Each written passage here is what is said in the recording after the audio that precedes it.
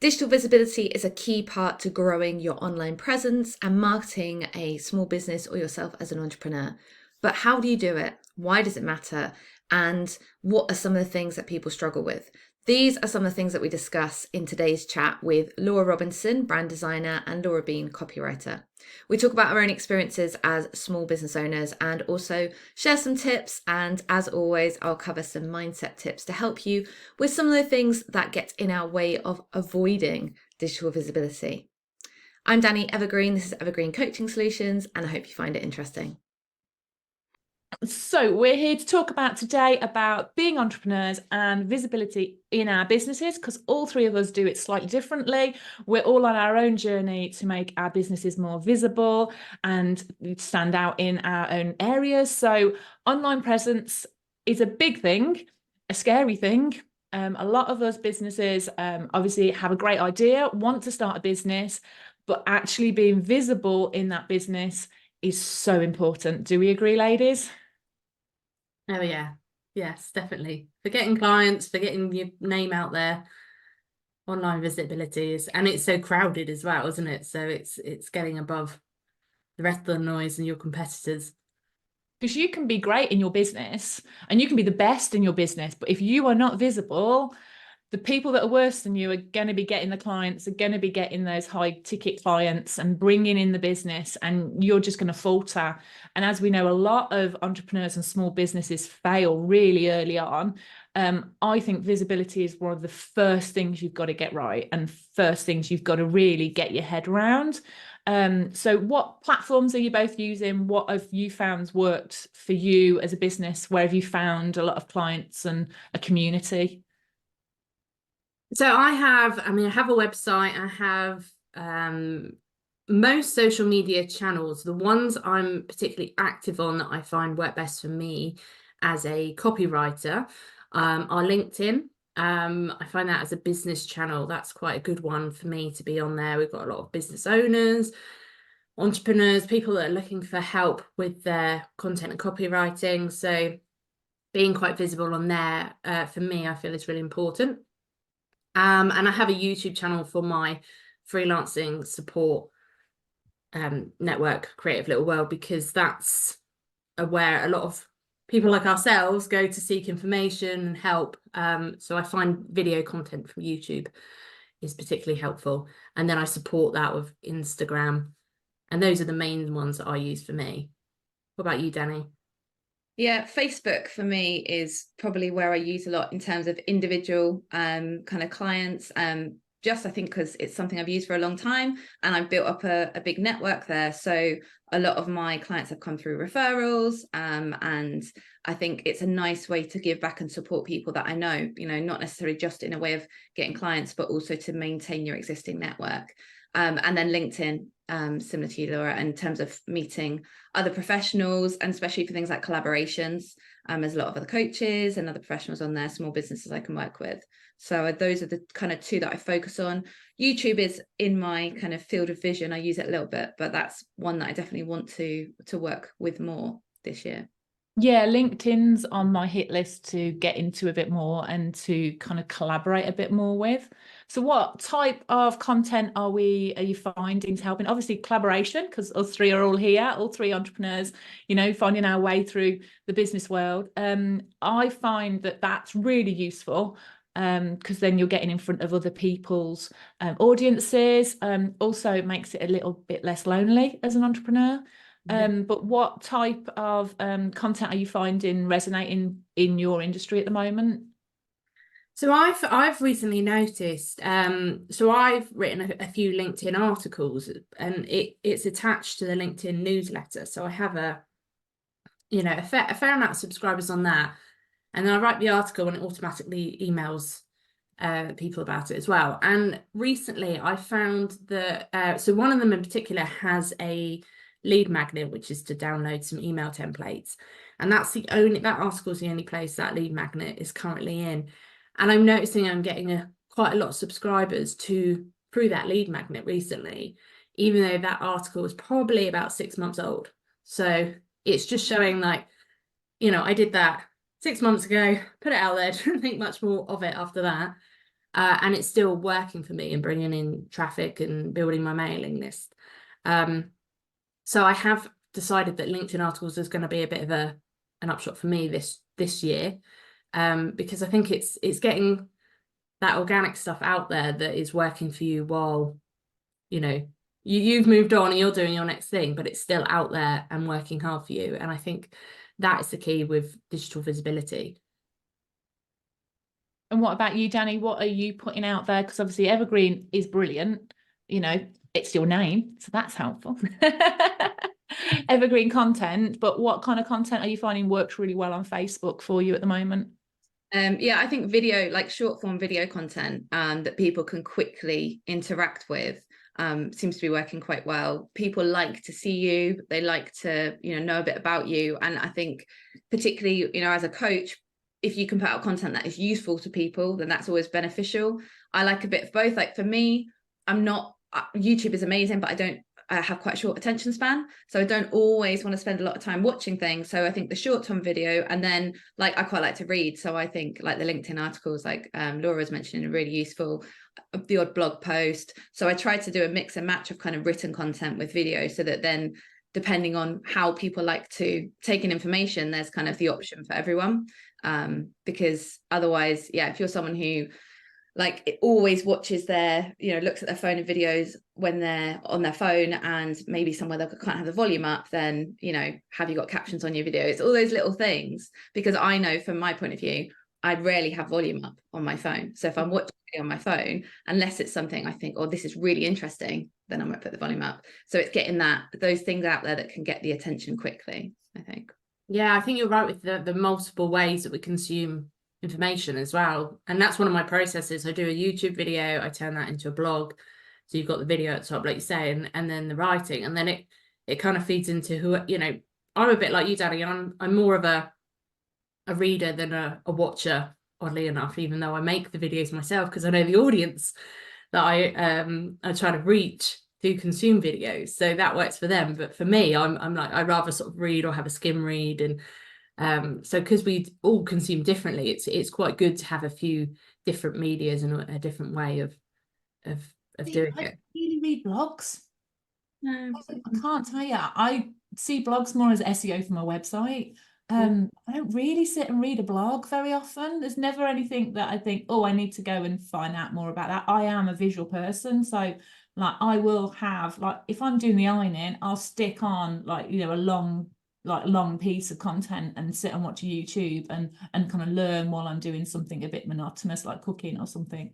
But yeah, I can't tell you the last time I read a blog. I think that's a really key point, isn't it? That awareness, because it's very easy to do what feels natural to you, and you tend to pick the stuff that you enjoy. So if you consume things in a certain way, you tend to go naturally think, oh, well, I'll put that out there. And one of the things that I do in terms of coaching and NLP is help people to understand what their preferences are for, taking information. So if you are a very visual person, it's natural that you might do things that are more visual, which if you're a brand designer, and that makes sense, right? Whereas someone who likes to, talk a lot and take things in through listening, probably more likely to do something like a podcast. And all of those things are fine. But also, if you're aware of that, then you can go, well, hang on a minute, this is what I prefer. But what about the people that don't prefer that? So how can I put something out that suits them? Because then you open up your audience more. And just things like with the copywriting, being aware of that in your website and all those things. I'm sure that's something that you think about, Laura, as well. Yeah, and I say this to my clients as well. It's, who are the audience we're reaching? And it's one of the key messages I try to get across, is that you need to, as you've just said, write your content, film your content, whatever you're doing with your content, it needs to appeal to the target audience and not just you, because it's very easy. And you see that a lot with people's websites.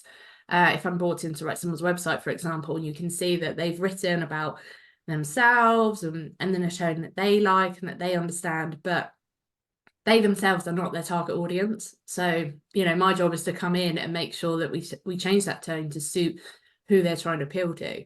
Yes. And as I said, I think that's so important across all your content. Such a huge battle with your clients, isn't it? To get them to realize that actually, because I have to look at actually what they're selling. So say it's a milkman, I'm like, you're not selling milk, you're selling the convenience of it being there when they wake up in the morning. And it takes so long for a client to actually realize what they're physically saying. And he was so adamant that he wanted to do YouTube and he wanted to do this. And I've heard, listen to Gary Vee and he's telling us YouTube shorts. And I'm like, but you're a milkman. It's like you need to realize that that's not where your clients are going to be looking. You need to get into the local community more. And yeah, it's trying to make sure that your visibility actually meets your clients where they're looking. You need to be stopping them in the tracks. And just because maybe your competitors are all doing it doesn't actually mean that that's the right place. It's finding that sweet spot. And like what you were saying about being, what you like is not the same preference as what your client and your audience likes. So LinkedIn, I'm coming for you. Yeah. And I hear that a lot of people don't like LinkedIn. I mean, I'm not even a year into my YouTube channel, and this time last year I wasn't doing video and I didn't like video and I couldn't stand myself being on camera, and I had to kind of push myself to take that step because I was like, it's going to help the business and it's what my audience are looking for and asking for. So obviously now it's a lot more easy and I enjoy it, thankfully. But yeah, it's taking that step, isn't it, you sometimes have to put yourself out of what's comfortable for you if you want to get in front of the right people. So you've changed your mindset then, Danny. Is that what Laura's done really? She's changed her mindset on being visible and changed how she wants to be. Is there any tips on kind of working on that? Yeah, I mean, there's lots of reasons that I think we avoid being visible. And like videos is a classic one that a lot of people have fear around, putting themselves on video. And I think it's often because as you're recording a video, you're looking at yourself and you're going, oh, well, I don't like this and I don't like that. And what if I say every 2 seconds? But in reality, people are not watching the video, seeing what you're seeing because they're looking for the information that you're sharing, not to pick you apart. So it's like, I think what Laura was saying, she realized that in order to achieve the goal she wanted to achieve, she had to do something different. Therefore, she had to get out of her comfort zone and grow a little bit in order to achieve that. And that is uncomfortable. It is difficult, but it's that thing. So sometimes it's being aware of, well, what is this going to potentially give me? So you know why you're doing it, because if you know why you're doing it, then you're more motivated to actually do it, and then be consistent with it for a while. And just remember that it's a learning process. If you try something for a while and it doesn't work or you really hate it, then you can try something else.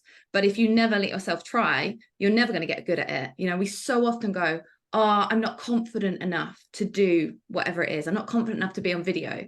But the way that you get more confident is by doing it and learning and figuring it out. Like I know I've heard you say, Laura, before about, your first YouTube video compared to now, and that, they're a lot more polished now, you feel a lot more confident, but that's happened because of your consistency in doing them. And that you've learned through that process. So I think it is that just giving it a go, and allowing yourself the opportunity to figure it out and find out if actually, like Laura has done, she actually enjoys it, Yeah.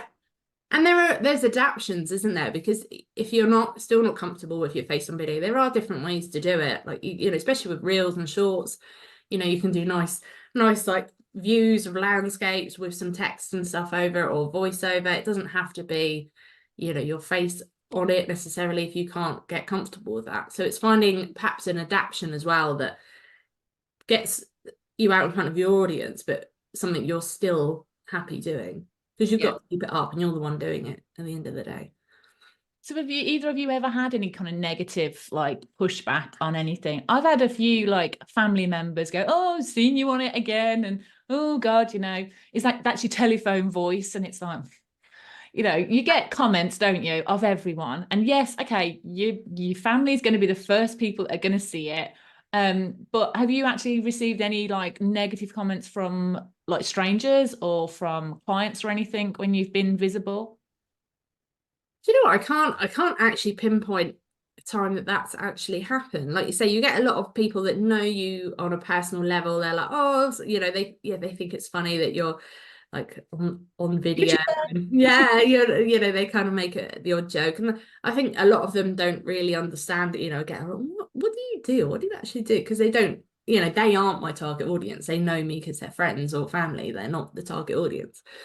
And so sometimes that is it's a little bit cringy, and I've had to kind of go, right, just not ignore them, but you know what I mean? Like pretend that, you know, you're not talking to them. Yes, they may see it. It doesn't matter. Like focus on who you're talking to. I haven't had, oh, touch wood, I haven't had a lot of negative feedback. I've had like the odd comment that didn't, you know, I had one that was probably not appropriate. It didn't really make sense to the video either. So if I'm honest, I just deleted it because I was like, it wasn't there for any constructive purpose. It wasn't really relating to the business or me. It felt like they just randomly made a bit of a rude comment. So I just removed it because I thought, well, you know, it's not actually serving a purpose other than making me feel uncomfortable. So it's my stuff and I'm going to take it off. That's how I looked at it. Fair play, why not? You know what? If it's constructive, then you know I have no problem with someone wants to say. But this was, you know, someone that you know it was one of my swim videos, and they made basically a religious comment on the fact that although you couldn't see a lot, I was clearly in a swimsuit, and I just thought, well, it's not really about this, so I'm just gonna delete the comment. Bless you. But I think you've got to kind of get over yourself a little bit. At the end of the day, you're here to make money, you're here to run a business. And that's been a real mindset shift for me, was that, yeah, okay, because I was more worried about other people in my industry seeing me, especially like, it sounds daft, but people from university, like I haven't seen them for 20 odd years, but I was getting like, oh my God, they're going to see this and they're going to think I'm rubbish.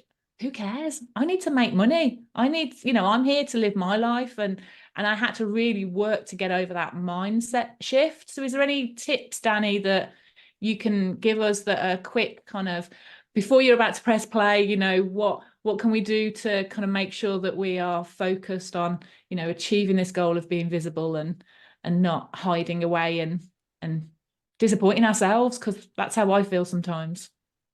Yeah, and it's so easy, isn't it, to worry about judgment of other people, or that comparison thing that is, you know, social media is brilliant from comparing yourself to other people. I think goes back to what we were saying earlier, you know, be clear about why you're doing it. Like you just said, you're here to make money, you've got a business to run. So what's more important to you? You know, is it more important what those people think about you, or actually getting your business going and making the progress you want to make? How, you know, what about all the people that are going to see it and actually benefit from it?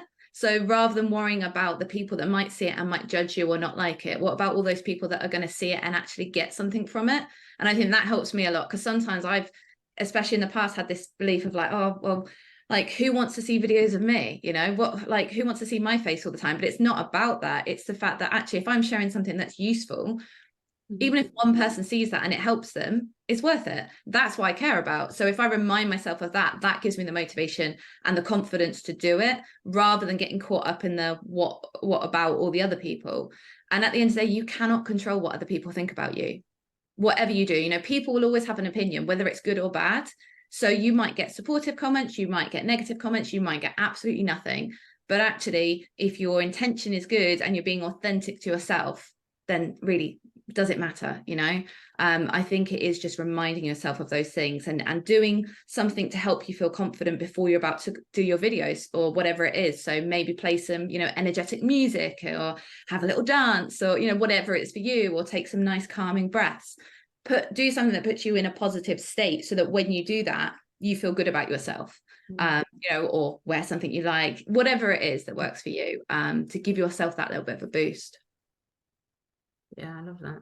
I think that's it, isn't it? It's people make comments either way, or they have an opinion either way. And I've had some complimentary comments, which obviously when they come in, I'm like, oh, thanks, you know. But really, they're also ones, they're not, you know, it's nice when people say nice things, but when it's perhaps a personal comment about your appearance or something like that, it's hard not to feel a little bit like, oh, don't, you know, I'm not here for you to look at me in that way. I'm here for, like, hopefully the content is helpful. So I think it's either way, just knowing that people will always, as you say, have an opinion, and that shouldn't put you off doing what you need to do to promote your business and get you out there.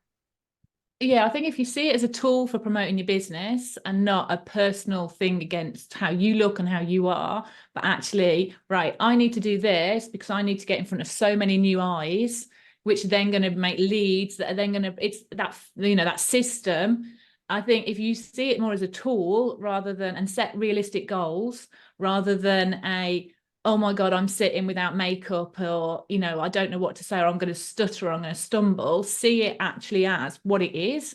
This is the old putting flies through the door. You know, this kind of is the new marketing. So you've got to realistically get yourself out there, however it is, whether we like, you know, it doesn't have to be your face. So it can be a blog post, can be an Instagram post, could be, you know, Facebook or chatting in communities in Facebook. Visibility, you know, it takes on is a massive umbrella of things, and finding out what you're comfortable with, trialing something new.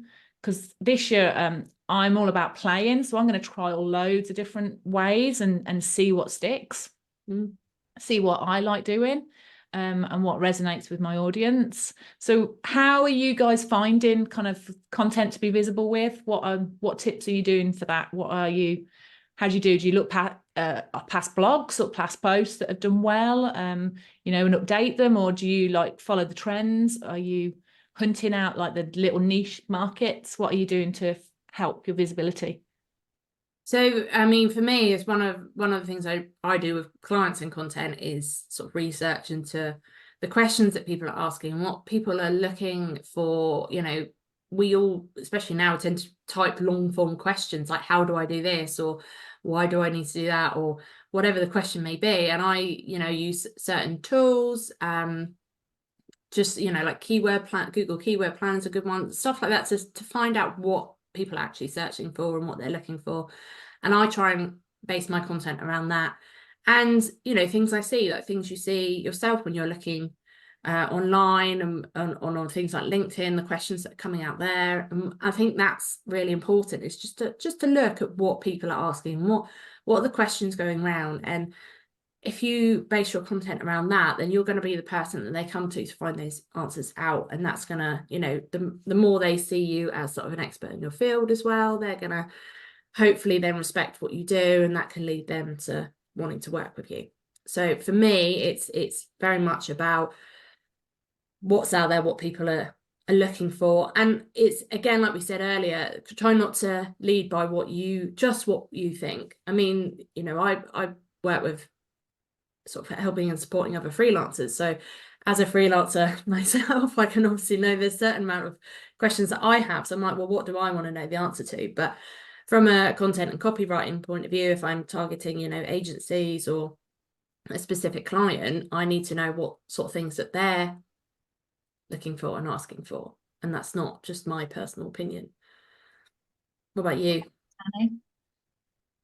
For me, yeah, similar. I use keywords as well, but I think a lot of my content ideas come from kind of conversations. So with existing clients, and also just, you know, with other business owners, entrepreneurs, family, friends, even, you know, things that come up in conversation around mindset blocks.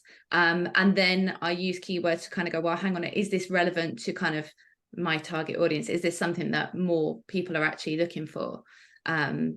Yeah, I think for me, it is thinking about trying to put out stuff that's useful is the primary kind of aim of most of my content.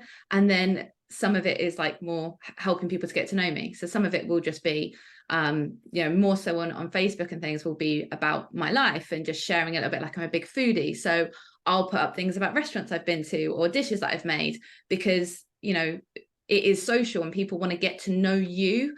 They don't just buy what you do, they buy the person behind it. So I think that's a really important thing to be aware of as well. It's something I've worked on, because initially I wasn't that comfortable with that. And it was like, well, actually, I can share about me. I don't have to give people every information, you know, about my personal life, but actually enough, like you would if you're having a conversation with someone in a bar, you know, you get to know the person. And I think it's easy on social media to forget that sometimes and just be putting out stuff about kind of your services without allowing people to get to know your personality as well.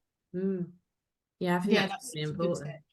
Yeah, making sure you've got a good consistency of both, because people do buy from people. People like to have you know, a bit of personality. They don't, it's nervous approaching another entrepreneur. it's scary, isn't it? So and finding out what they, how they can help you and what they can do. So yeah, I think that's a really good tip of mixing up a personality and your business together. So I use social listener trend tools, which are quite new, come out. So they kind of look at kind of what's trending and what conversations are happening. So there's quite a few like cool new AI tools that help you find niches in the market.